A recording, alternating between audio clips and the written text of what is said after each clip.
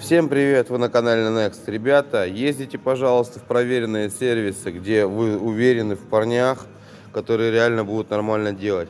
Приехал Ман, говорит: ребята, у меня, говорит, машина вот стучит на поворотах. Мы, говорит, поменяли амортизаторы, как видите, новые, да. А в другом сервисе приговорили ему еще и тягу рулевую, поставили новую за какой-то черт, да. Вот, ну, видите, амортизатор, говорю, новые, все. А в реальности разбиты саленблоки, что задние и передние. А связываться никто не хочет с ним, потому что пока вы будете снимать глушитель, снимать ту же самую мочевину, да, то идти ту и за ногу. Все болты пообрываются, ну, реально, потому что все, ну, машинка старенькая.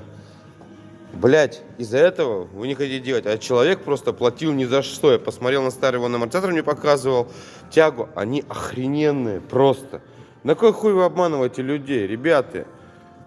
Ну, это тем сервисменам, которые делают эти машины на ябвое клиента.